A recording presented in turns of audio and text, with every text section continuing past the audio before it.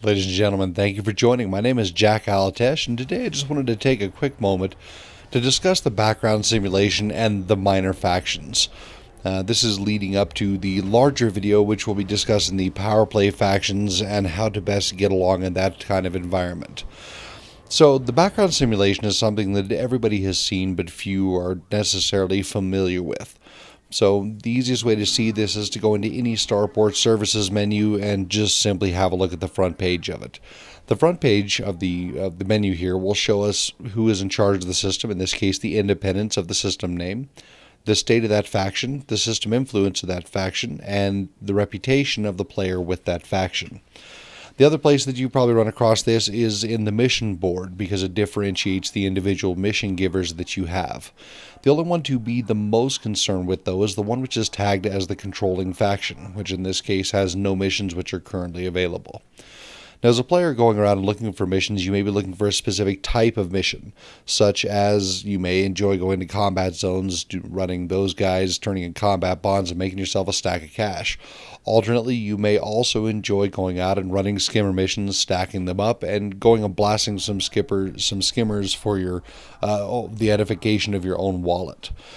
So in this video, the objective is not to dig into the background and explain the entirety of the way the background sim is supposed to work. The background sim is an incredibly complex item which Frontier has not been forthcoming with as far as the actual design of it is concerned. About 99% of the information you find out there has been discovered by players that have gone and figured things out on their own through manipulating the particular factions, which that can be done. We'll touch on that briefly in just a second. But if you're the type that's rambling around the galaxy and you're looking for particular missions and you're the combat-oriented type, ideally what you want is you want one of the factions that is in a war. Such as this faction in the upper right, we can see that they're in a war. While a faction is in a war or a civil war, they will generally spawn missions that are more combat related. This applies specifically if they are the controlling faction. It applies less such if they are one of the little sub-factions. As we can see here, there's not really much in the way of warlike missions going on, despite the fact they're in war. However, if this faction that controls the system were to be in war, you would see all kinds of skimmer missions available, combat missions, kill deserters, assassinate targets, etc. If you're the type who enjoys some trade, the two to watch out for are going to be Famine and Outbreak. If the controlling faction of the system is in either one of those states, you can procure yourself materials that will sell much better to them than they would otherwise. With the Famine, you want to sell them food because they're starving. With the Outbreak, you want to sell them medicine. The two that you wish to avoid at more or less all great costs are going to be Civil Unrest and Lockdown.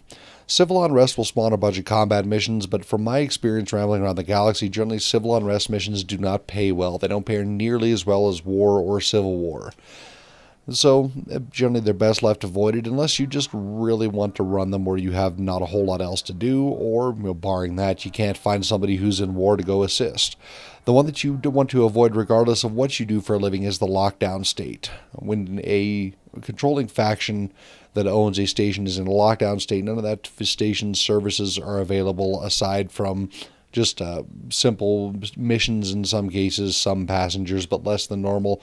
The more important one is if you have ships that are in that station when it goes into a lockdown, you cannot retrieve them until the lockdown concludes, which lockdown is one of the longer states. In some cases, it has lasted up to several weeks worth of real time before curing itself.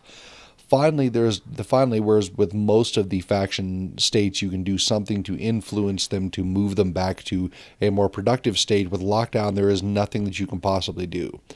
Now, if you're one of those individuals that likes to go out just trolling your life away and you want to put systems into lockdown, the easiest way to do it is find a system with a controlling faction, which is in civil unrest, and then do everything you can to further disrupt that particular faction. The reason being is because there's an underlying metric of security. As the security manages to drop within any given particular system, it can work its way over towards lockdown, which lockdown is basically when a system has effectively gone into anarchy. Now, if you're the type that wants to manipulate any given series of factions within a system, the easiest way to do it, first off, is find yourself a small system. Like this system is home to not a whole lot of people. Let's go have a look-see in the system map. And now you want to find a small system. This one's 1.5 million, so it's roughly the size where one player could manage to influence things rather significantly. The smaller the system, the less that system has traveled, the more influence the player's actions have. Also, on the counterpoint to that, the less influence random players will have because there are not random players running around. An easy way to take a look and see how busy your system is to take a look at the traffic report for that system. So in the last 24 hours, there have been a total of 13 ships to pass through here. 2 Asp Explorers, one of which is me, so there's really not been a lot of people going through here. Another thing to take a look at is the bounty report for the system. So let's see if we can find that guy. There may not even be one. Yeah, it doesn't look like there's a bounty report at all, which means that nobody has gone and turned in any bounty missions in here, which is another good sign. So basically, if you'd like to play with the background sim and see if you can push things to bend to your will, this is not a bad system to check out. HIP 16405. So with that in mind, that generally covers the basic things that you would want to know as a player running around out in the galaxy subject to the background sim. There are a lot of folks that believe that it's not really worthwhile. There are some, like myself, that believe it's more or less a necessary thing and you can have some fun with it. The way that I had used it and do continue to use it in the past is I use it to structure my play because everything that I do makes me some money. Granted, it may not be a lot all at once, but then again, I'm just playing for fun and enjoyment, and if I no longer find it enjoyable, I go find something else to do. Anyhow, that's where we're going to wrap this one up.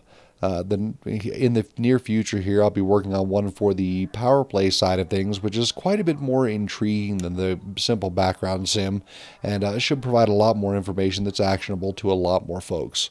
So if you've enjoyed this video, give me a thumbs up. If you like the style of this video or the way that it's been worked out, feel free to subscribe to the channel. If I've missed anything or you would like to see anything at all in Elite Dangerous described, please feel free to leave me a comment down below. Thanks for watching and fly safe.